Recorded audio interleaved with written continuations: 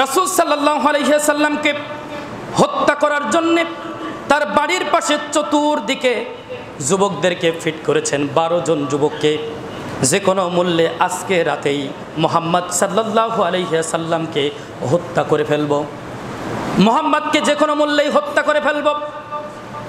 জিবরাইল আলাইহিস সালাম এসে আল্লাহর নবীকে খবর দিলেন, ইয়া রাসূলুল্লাহ সাল্লাল্লাহু আলাইহি সাল্লাম, আপনাকে এখন হিজরত করতে হবে মক্কা থেকে মদিনায়, মক্কা থেকে মদিনায় হিজরত করতে হবে।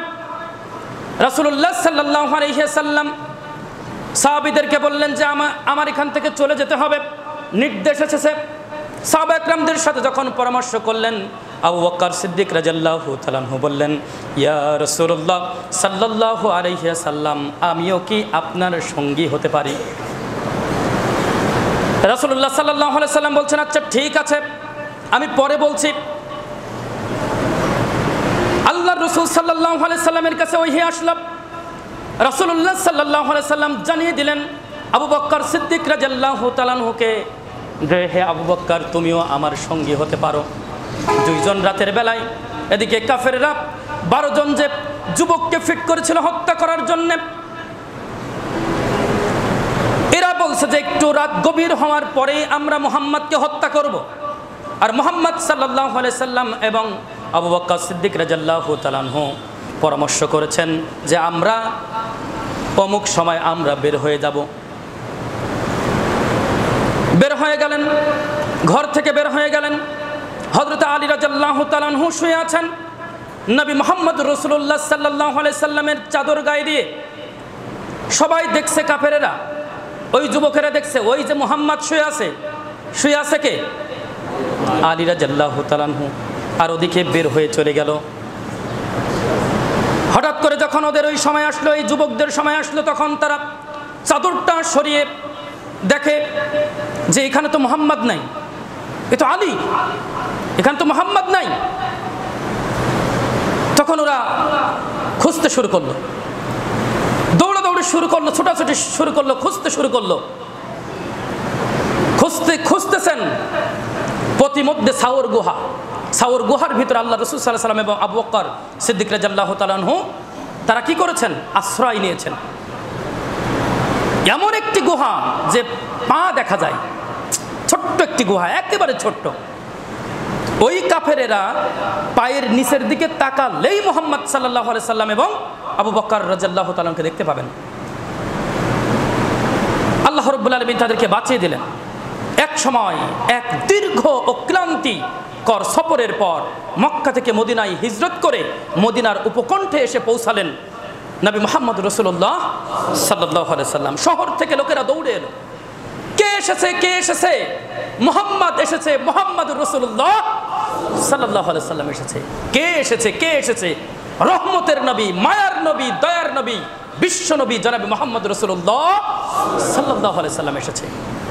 শহর থেকে দৌড়িয়ে আসছেন লোকেরা মুহাম্মদকে দেখার জন্য, মুহাম্মদ সাল্লাল্লাহু আলাইহি সাল্লামকে দেখার জন্য লোকেরা শহর থেকে ছুটে আসছেন। গ্রামের মানুষেরা ছুটে আসছেন। সরু একটা রাস্তা, ভিড় জমে গেল। সরু একটা রাস্তা, ভিড় জমে গিয়েছে। সবার চোখে মুখে আনন্দ, চোখে অশ্রু সজল, চোখে এবং আনন্দ। সবাই চতুর্দিক থেকে ঘিরে ধরেছেন, কেউ বা আবার ছাদের উপরে উঠেছেন। সবাই চতুর্দিক থেকে তাকবীরের ধ্বনি দিচ্ছেন, তাকবীরের ধ্বনি। কেউ বা পড়ছেন লা ইলাহা ইল্লাল্লাহ, লা ইলাহা ইল্লাল্লাহ, লা ইলাহা ইল্লাল্লাহ। আবার কেউ বা আল্লাহু আকবার, লিল্লাহি তাকবীর, আল্লাহু আকবার ধ্বনি দিচ্ছে। এভাবে করে তাকবীরের আওয়াজ শুরু হয়ে গেল। নবী মুহাম্মদ সাল্লাল্লাহু আলাইহি সাল্লামকে দেখছে অধীর দৃষ্টিতে, সুন্দরতম দৃষ্টিতে রাসূল মুহাম্মদ সাল্লাল্লাহু আলাইহি সাল্লামকে দেখছে। আর সবার মনের ভিতরে একটা শান্তি বিরাজ করছে। আমাদের কাছে এসেছে, কে এসেছে? রহমতের নবী এসেছে, মায়ার নবী, দয়ার নবী এসেছে। সেই নবীর নাম হলো মুহাম্মদুর রাসূলুল্লাহ সাল্লাল্লাহু আলাইহি সাল্লাম। ছোট্ট ছোট্ট ছেলেমেয়েরা কবিতা পড়া শুরু করে দিয়েছে। চাঁদ উঠেছে ওই সানিয়া পাহাড়ে, শুকর করো আল্লাহ তাআলার, আল্লেন যিনি তাহারে। এভাবে করে কবিতা বলছে ছোট্ট ছোট্ট বাচ্চারা। আজকে থেকে মদিনার অবস্থা পরিবর্তন হয়ে যাবে, মদিনার মানুষদের অবস্থা পরিবর্তন হয়ে যাবে। আজকে থেকে এই শহরের নামও পরিবর্তন হয়ে যাবে, নামটা পরিবর্তন হয়ে হবে মদিনাতুন নবী আল মুনাওয়ারা, আল্লাহর নবীর আলোকিত শহর। সুবহানাল্লাহ। নবী মুহাম্মদুর রাসূলুল্লাহ সাল্লাল্লাহু আলাইহি সাল্লামের চারপাশে আনন্দিত হৃদয়। রাসূলুল্লাহ সাল্লাল্লাহু আলাইহি সাল্লাম অশ্রু সজল, অশ্রু ভেজা চোখ আর ওয়ানাবিল সুখের হাস্য উজ্জ্বল কাফেলা নিয়ে সামনের দিকে এগিয়ে চললেন। এই আনন্দ উৎসবের কোলাহল থেকে একজন যুবক, নাম তার উকবা বিন আমের আল জুহানি রাদিয়াল্লাহু তাআলা আনহু। উকবা বিন আমের রাদিয়াল্লাহু তাআলা আনহু তিনি দূরে আছেন, কারণ তিনি চড়াচ্ছেন মেষ, তিনি চড়াচ্ছেন ভেড়া, তিনি চড়াচ্ছেন ছাগল। মরুভূমিতে মরুভূমিতে তিনি ছাগল চড়াচ্ছেন, মেষ চড়াচ্ছেন, চড়াচ্ছেন ভেড়া। তিনি আসতে পারেন নাই। আল্লাহর নবী সাল্লাল্লাহু আলাইহি সাল্লাম যখন গিয়েছেন, চতুর্দিকে খবর ছড়িয়ে পড়ল। শহরে গ্রামে, শহর থেকে গ্রামের চতুর্দিকে নবীজি শুভ আগমনের খবর ছড়িয়ে পড়ল। নবী মুহাম্মদুর রাসূলুল্লাহ সাল্লাল্লাহু আলাইহি সাল্লামের খবর শুনতে পেলেন। কে জানি বলল, উকবা বিন আমির রাদিয়াল্লাহু তাআলা এর কাছে কে জানি বলল, ও উকবা, তুমি কি শুনেছ? নবী মুহাম্মদুর রাসূলুল্লাহ সাল্লাল্লাহু আলাইহি সাল্লাম মক্কা থেকে হিজরত করে মদিনায় এসেছে। এ বাইরে কারা? এই বাইরে কারা? দেখো তো, দেখো তো বাইরে কারা গল্প করছে ওখানে দাঁড়িয়ে। কত বড় বদমাইশেরা! এই ভিতরে ছিল, ভিতর থেকে ওরা বাইরে গিয়েছে গল্প করতে।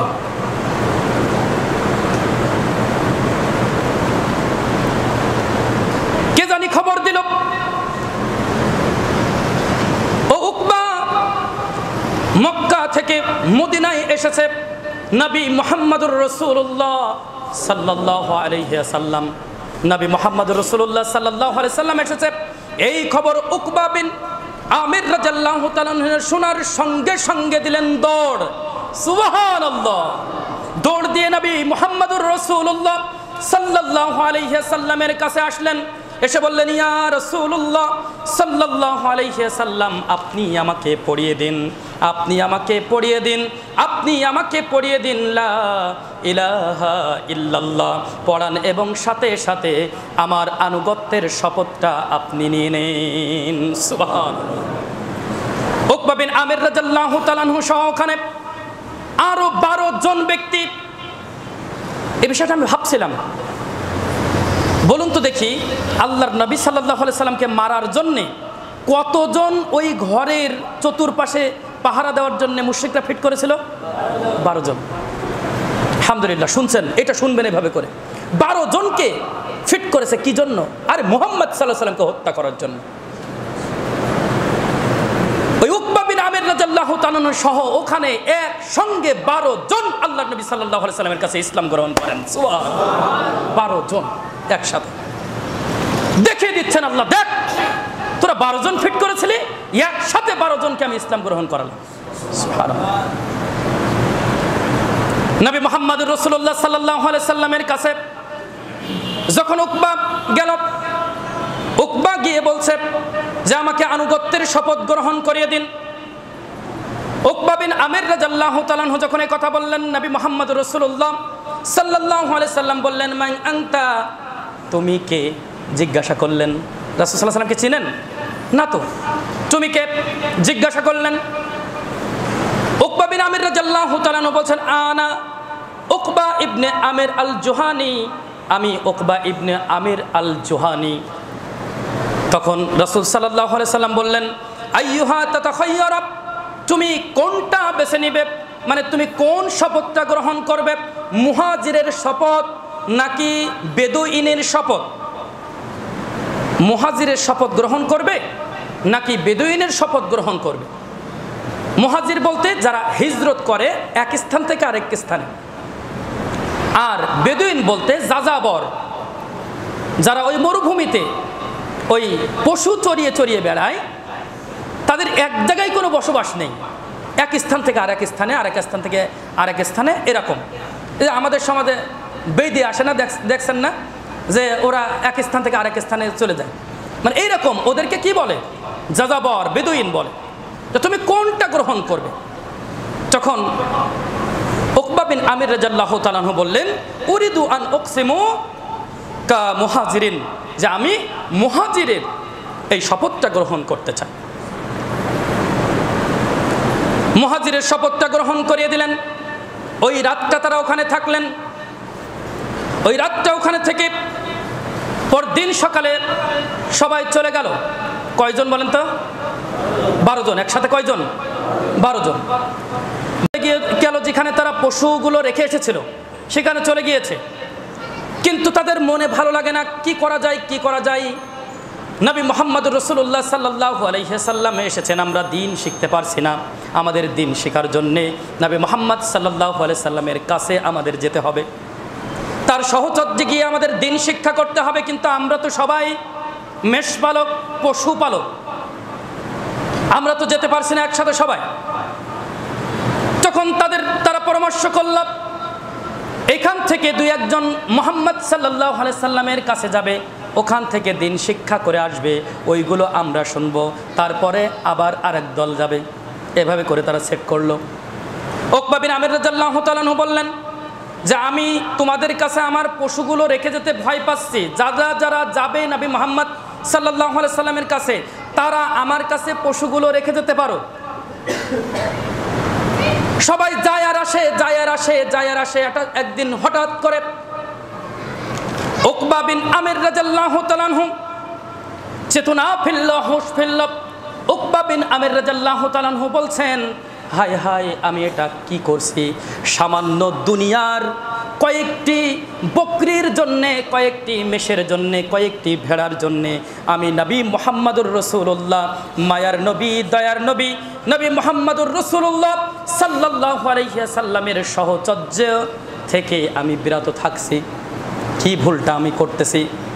যখনই তার চেতনা ফেলল, হুঁশ ফেলল, সাথে সাথে উকবা বিন আমির রাদিয়াল্লাহু তাআলা আনহু ওই ভেড়ার পাল, ছাগলের পাল, মেষের পাল ফেলে রেখে সরাসরি তার পরিবার পরিজন এবং ওই মেষ সব কিছু ফেলে রেখে, পশুগুলো ফেলে রেখে চলে আসলেন নবী মুহাম্মদুর রাসূলুল্লাহ সাল্লাল্লাহু আলাইহি ওয়াসাল্লামের কাছে। নবী মুহাম্মদ সাল্লাল্লাহু আলাইহি ওয়াসাল্লামের কাছে চলে আসলো, তার সাহচর্যে থাকার চেষ্টা করছে। রাসূল মুহাম্মদ সাল্লাল্লাহু আলাইহি সাল্লাম মসজিদে নববীতে থাকেন, মসজিদে নববীর পাশে থাকেন। নবী মুহাম্মদ সাল্লাল্লাহু আলাইহি সাল্লামের মসজিদে নববীর পাশে একটা উপত্যকা, উঁচু একটা উপত্যকা, যার নাম হচ্ছে আহলে সুফা। আহলে সুফা, আহলে সুফাই তারা অবস্থান করে। যারা দিন শিক্ষা করতে যায় তারা সবাই ওই আহলে সুফাই অবস্থান করে। ওখান থেকে মসজিদে নববীতে নবী মুহাম্মদ সাল্লাল্লাহু আলাইহি সাল্লামের ওখানে যাওয়া আসা করে আর দিন শিক্ষা করে। উকবা বিন আমির রাদিয়াল্লাহু তাআলা আনহু নবীজির সন্নিকটে গিয়ে কোরআন শিখলেন, হাদিস শিখলেন। আস্তে আস্তে সাহাবীদের মধ্যে অন্যতম একজন আলেমে দিন হিসাবে পরিণত হলেন। সুবহানাল্লাহ। একই সাথে দক্ষ কোরআন তেলাওয়াতকারী ও সামরিক নেতা হলেন। পরবর্তীতে ইসলাম যখন মদিনায় পূর্ব থেকে পশ্চিম দিগন্তে ছড়ে পড়ে, তখন তিনি হয়ে যান একজন প্রসিদ্ধ মুসলিম প্রশাসক। সুবহানাল্লাহ। ছিলেন কি? রাখাল। হলেন কি? প্রসিদ্ধ প্রশাসক। এবং তার হাত দ্বারাই মিশর বিজয় হয়েছিল। সুবহানাল্লাহ। ছিলেন কি আর হচ্ছেন কি? কিসের জন্যে? রাসূল মুহাম্মদ সাল্লাল্লাহু আলাইহি সাল্লামের সাহচর্যে গিয়ে দিন শেখার জন্যে। আমাদের আজকে আলোচনা কি ছিল বলেন তো? দিন শেখার গুরুত্ব এবং ফজিলত।